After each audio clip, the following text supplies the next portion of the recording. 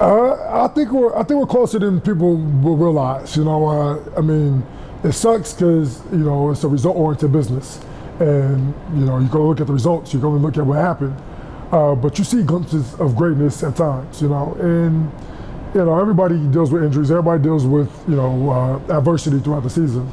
It just seems like this year we've dealt with like a lot more adversity than a general team would. But no excuses though. You have to find a way to get it done still. But I saw even this last game. You saw the potential of what our team can be. And in 2017, when everybody bought in and everything was gelling for us, it was an incredible ride. And then you have the expectations of it, and you can tell like we're just being a young team. We don't operate with that. We have to earn it. And I think this last game we kind of had that motivation of like they don't think we can win it. Let's show them.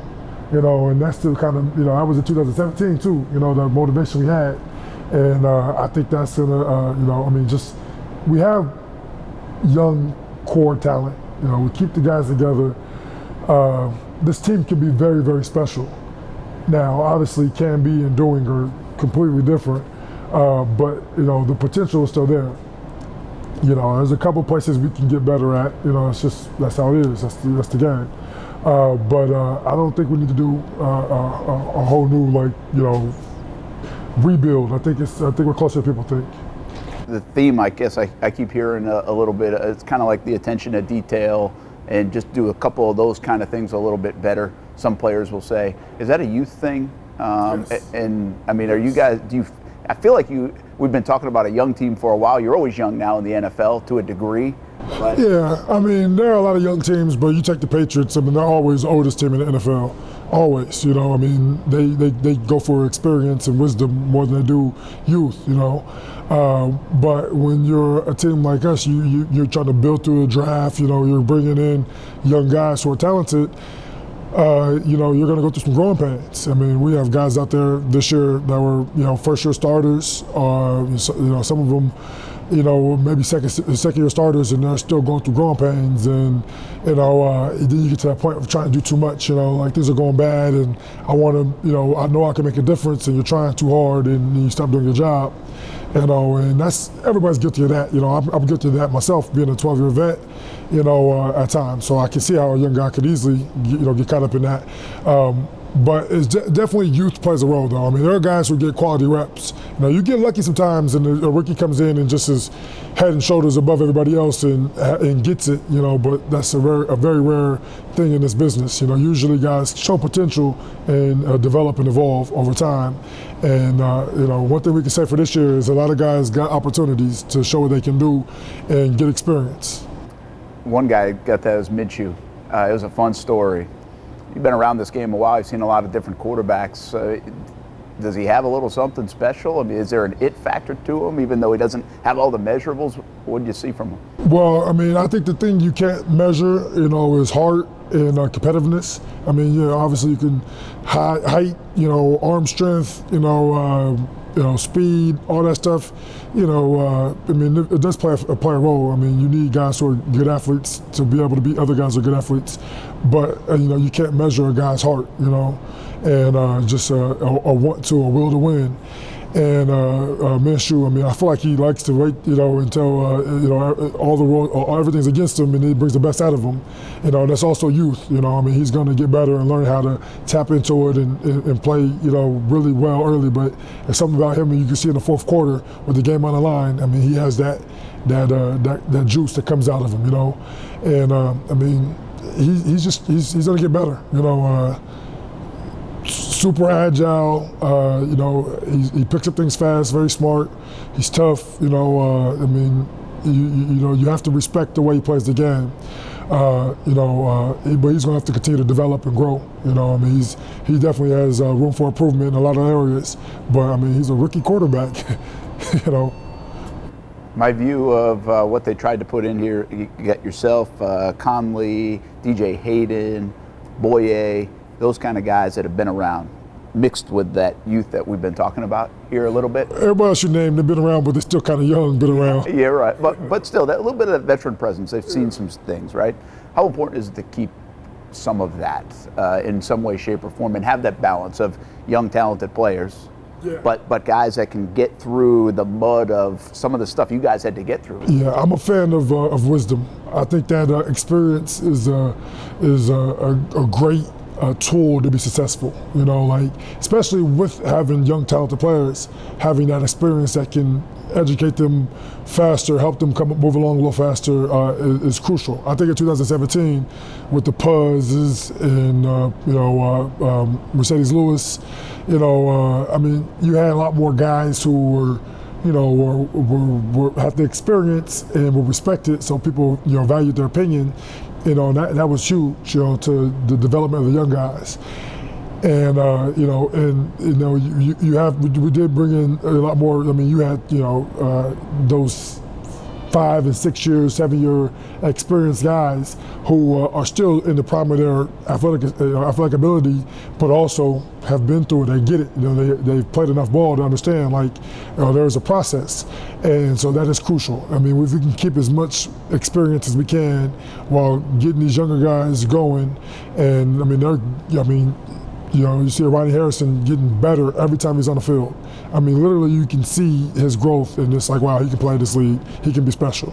You just want to see that happening more and more. And if we could just keep the core nucleus of those young guys together and developing at that high rate, and we have that experience of being able to help guys stay poised in those moments of adversity, gives us a real good chance to win. I'm going to get to you in a reflective way in just a moment, but let me ask you about one more guy, and we asked you yesterday, but in this setting, I'm going to ask you about him again, and that's Jan. He's a principal guy, a chip on his shoulder guy. Is this going to be tough, you think? Yeah. For Jacksonville to keep him? Oh yeah, it's going to be very tough. I mean, he is a very strong-minded person, and I would have loved to seen the deal get done last year where it wouldn't have been no ifs, ands, or buts about it. But when you get to free agency, even with the franchise tag, it's going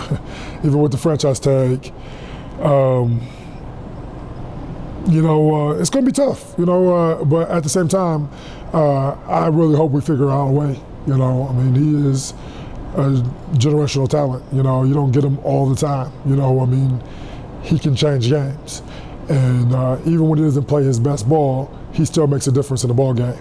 And when you can get him really in the zone and playing his best ball, he's going to be a player that you can hang banners with. I mean, he's a guy you can win with. And in this business, it's hard to find guys like him. Who, I mean, I'm pretty confident that once he gets paid, he's going to get even better. There's some guys you worry about, like they playing for the money and they get paid and they're going to shut it down, or not going to be the same. They're going to put the same work ethic in. I mean, that happens a lot in this league. And as a person, a decision maker, when it comes to that kind of money spent, you're pretty much putting your job on the line every time you pay somebody like that. And so you want to bet on guys who are that love the game of football, who are going to play with passion.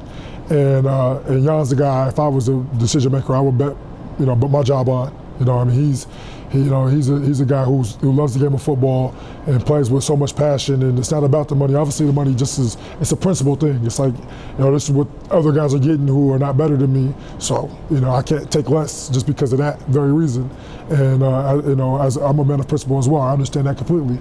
And so, hopefully, we can work out a deal here, that makes sense, that that he's happy with, that we can keep him here, because you can't lose homegrown talent like that. That's kind of been a staple of bad teams. You lose homegrown talent. When you draft well, you got to keep those guys. But at the end of the day, it is business, and it is tough business, and it's easy for me to say that, but I don't have to worry about salary cap. I don't have to worry about convincing the guy to sign a deal. I mean, I just play football, but I know that you win with homegrown talent. At one time, they had to convince Calais Campbell to come to Jacksonville. Yeah, that was a pretty big check too. Yeah, and I mean, it plays a role, but I mean, in that process, I did my research and I was like, okay, there's young talent here. You see it. The team is drafted well. And that's important. Because there's young talent that I might be able to add value to. also I knew I was playing a system that I think I could be successful in. And so I came into this 4-3 system where I could play this big end role and be a difference maker in the run game, but also add my pass rush ability, the combination of the two. I feel like it was a great opportunity, but the money did play a role too. It's just this business, on both ends. But, there was definitely a lot of factors added up to it, doing my research and stuff, I was like, okay, this young kid has mad potential. Dante had mad potential. You seen Telvin and Miles, and it's like, okay, I know Puz, I know his history. I knew that they were going to bring AJ in, and Jalen. I'm like, man, this some talent down there that I don't think people realize. But then, fast forward a couple years, and some of that talent's not here anymore, and it's kind of tough. But we did bring other talent in, and you have some young guys who show potential, and it's like, okay, we still got a chance, to be really, really special. But I think it definitely helps to have Jan. I think we'll be a lot better team. But in this business, though, if he does end up elsewhere, just like Jalen, he left. We're a better team with Jalen, but guys stepped up, and we can still win ball games. Trey Herndon really stepped in and has really developed and showed that he can be a great player in this league, and that was crucial. From a reflective standpoint, have you done this at all? These 3 years, signing of this deal, the coming to Jacksonville. You were an Arizona guy before that. Was it the right decision? Where does it rank in terms of this experience so far? I'm not going to get you out of here yet, but so far these 3 years in your life, career, all those things. Yeah. So I reflect every year. I feel like that's important for growth, is to reflect. And after my first year, I think it was a no-brainer. Everybody was like, "Oh man, you're a genius," And I had a lot of people trying to talk me out of coming to Jacksonville. A lot of people were like, "This is a bad move. You should not go here." And then after that first year, it's like, "Oh well, put my foot in my mouth. You're definitely a lot wiser than I am in this. Good job." And then last year happened, and it was a bad year. And they're like, "Well, you start looking at you again, like, well, maybe it was as good a choice." But for me, from my individual standpoint, what I thought could happen, what I saw, I experienced, and so I was very, very productive, very successful. My decision to come here, I think it was a great move. I had opportunities to go to some other teams that are also going through some growing pains and changes, and I feel like this was the best move for me that I had available to me. And the city has welcomed me, showed me so much love, and I was just like, wow, okay, this is nice to be, appreciated, like, from the fan base, being involved in the community. This is a community I feel like, they have a lot of people I want to help, and so I've been able to get in the community and kind of leave my mark there.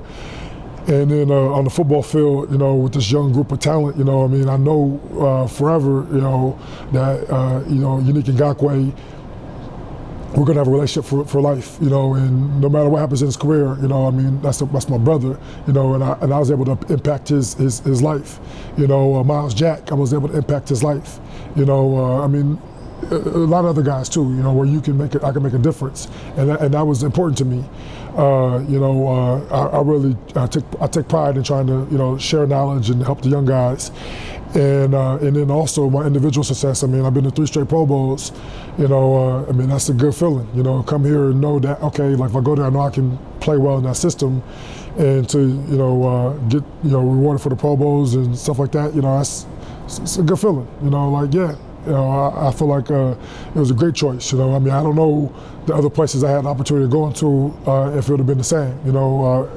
If I would have had the same kind of success. I don't know, but I do know that I'm really happy with the decision I made to come here, and I hope it's not over. I really hope I get to play here, for at least another year. But who knows? This is, I like it here a lot. I know it's bigger than football for you, and I know you've impacted Denver, your home area, Arizona, obviously, for a long time as well. But that kind of Larry Fitzgerald's or the Carson Palmer's throughout the year, I'm not sure that ever felt like it was your city, your team. You walk out of here yesterday after the game, and that crowd to greet you as you were going to your car.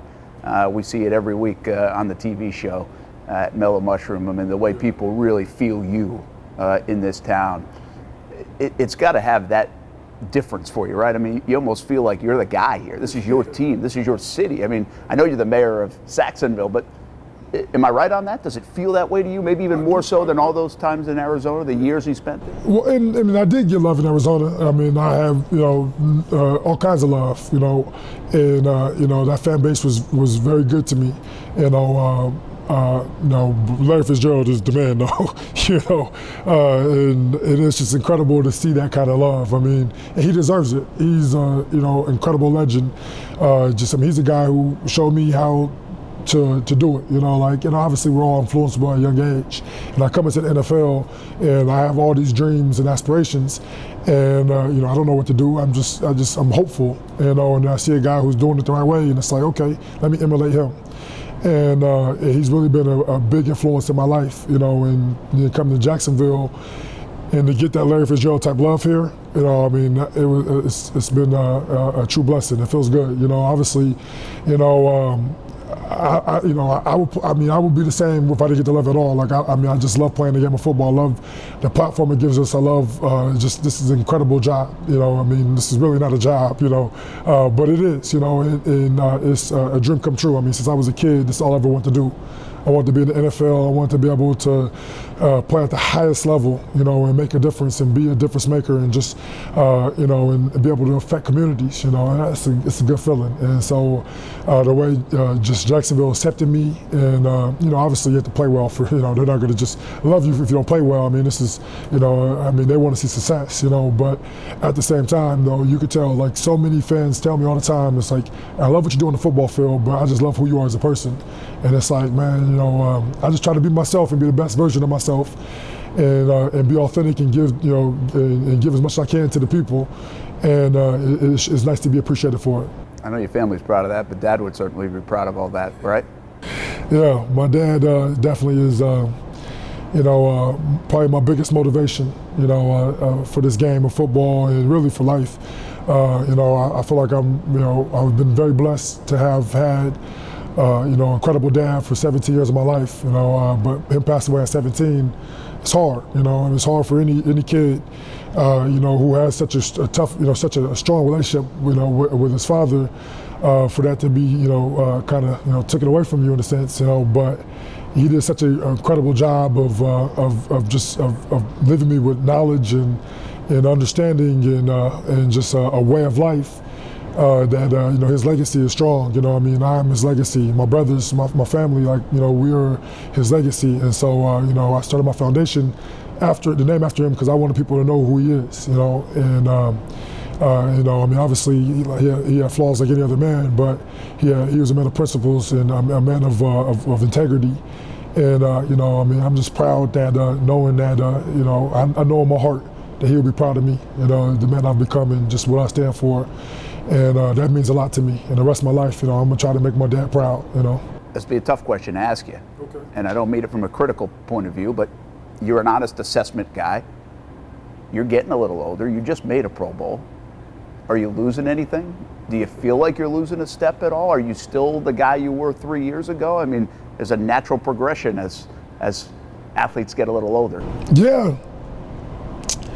So, I definitely am not as athletic as I used to be, but it's been that way for a few years. 3 years ago I wasn't as athletic as I was when I was young, and I wish I had the same work ethic I have now when I was that athletic. But hey, it is what it is. And I was still a hard worker, but it's definitely, I've elevated my game, my dedication to my craft, But each year you kind of lose a little bit. It's just the nature of the business. And this year, I've missed more tackles this year than I ever have in my life. It's not even close. I was around the ball a lot. Just still being able to slip blocks and get in the backfield and be disruptive. But I missed a lot of tackles, and part of me is trying to figure out why that is. It's kind of interesting because I actually. You know, you look at all the evaluation sites and stuff, and I give Pro Football Focus a lot of love because they did call me out on missing tackles, and it's like, well, it's true. You know, I noticed it, so I'm glad they noticed it too. You know, but they still notice I'm still disruptive though, which is nice. I appreciate it. They rank it pretty high. Yeah, you know, because I mean, I am disruptive. I still am a game changer. You know, I can still make plays. But there definitely is going to come a time where I can't make the plays the same way as I do now, you know, and I have to be real with myself on that, you know. But, you know, I feel like it might be harder to rush the passer, you know, as I get older and stuff. But I feel like, you know, I'm going to have some, you know, wisdom and, you know, I understand, like, how to do things smarter. So I'll be able to, you know, still be productive for a few more years off of that. But I'm still a good athlete. I mean, lucky for me, I had really a lot of athleticism to start with, so that I'm still a pretty good athlete, you know. I mean, I don't see other guys and be like, wow, they can do way more than I can do. You know, usually somebody can do something, I'm like, I can do that too, you know, which is a good feeling. But I have to, you know, I see, you know, Bruce Smith played 19 years. Reggie White, he said 1 year out, so he played 15. You know, Michael Strahan was a 16-year guy. You know, I mean, there are a lot of guys who played well for a long period of time. And my mindset is if they can do it, why can't I? You know, obviously they're the cream of the crop and they're the best of the best. And you know, I might not be, you know, when it's all said and done, you know, maybe on their level, but I hope to be close to it. And you know, I mean, maybe I will be. You know, I mean, I'm gonna give it my best shot. But I do feel like I can still play at a high level. You know, I mean, this game of football is a fun game, and it'll tell you the truth. You know, I mean, when you play it, it'll let you know when you can't do it no more. And I remember I watched Warren Sapp say he retired because he knew it was pass. He saw a play. He said, you know, he knew it was play action, and he saw everything. He read it, and he just couldn't win. He was like, he knew it was time. You know, that was 12 years for him.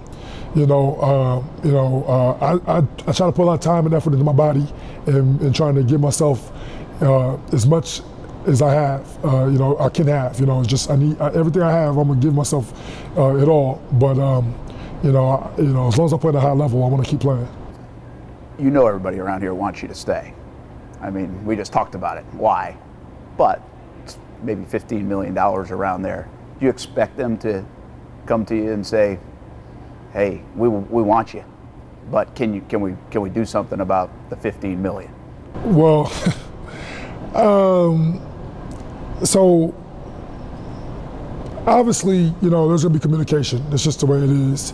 There's communication in years past, you know, and we weren't able to come to an agreement, and that's okay, you know what I mean? And so, you know, hopefully, you know, if there's communication, we can come to an agreement and we can find something that makes sense for both sides. Do I think I'm worth $15 million still? You're damn right, you know. I think I'm, you know, I mean, you see these guys, you know, getting paid, you know, $20+ million a year, you know, and they're incredible players, you know, but I feel like I'm, you know, just as good as most of these guys getting paid these ridiculous money, and but I'm not gonna go ask for $20 million, you know. I don't mind being a 15 million a year guy, and you know, I mean, really the market will tell you how much you're worth, you know.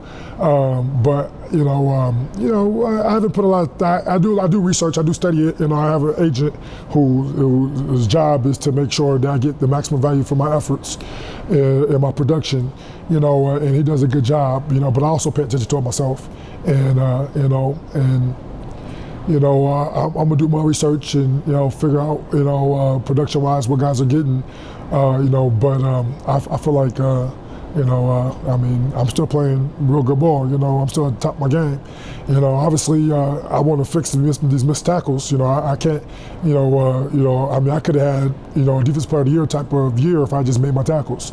You know, I mean, you know, probably missed tackle on the quarterback, you know, which, you know, you might not see with the naked eye because, you know, it was, you know, it's so small from, you know, you have to really study the tape, but.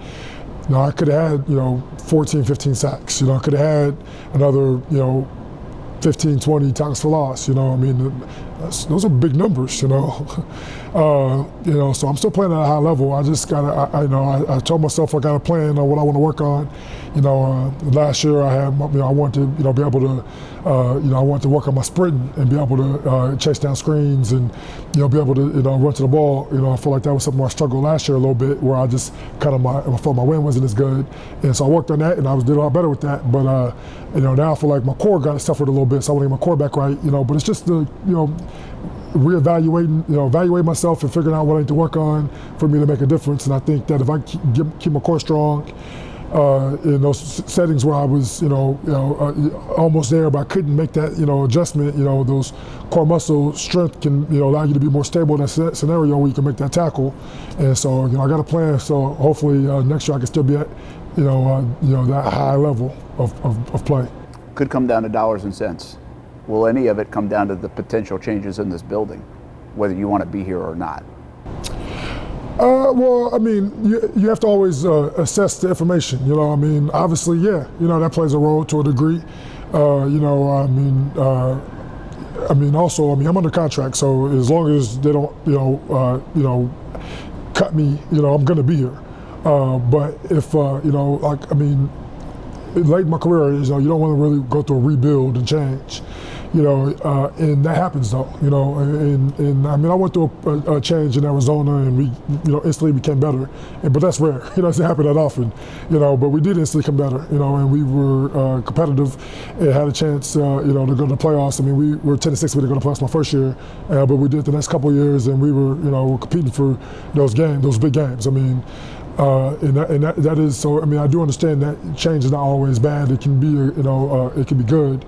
But I like the regime we have here. I would like to see the guys stay, and that plays. I know that this crew, we can do it together. But obviously, there are people who are evaluating everything, and if it does change, who comes in, and if we can build with that guy, which is obviously the goal. Everybody's gonna hope we can, and I'm gonna buy into whoever comes in, and I'm gonna do my best, and give them all. That's just my nature. But obviously you have to just evaluate everything that comes in and hope that everybody's buying into whatever it is, and we have a chance to win. But if it comes down to like extensions and pay cuts and all that stuff, all that is just it's a whole different world that I don't even want to try to elaborate on. I'd rather whatever comes, we deal with it. I'll marinate on it and try to make the best decision that's gonna be good for me and hopefully for for the game of football. All right, last one. I saw you with those two kids at the show that lived in your complex because they got displaced from the Hurricane Irma. I think it was Irma at the time. Yeah. To me, that kind of sums up. Tell us a little bit about that relationship, if you don't mind. Yeah, they actually just moved back, moved out. Yeah, but I know, like, when you play football, you have a little bit of celebrity.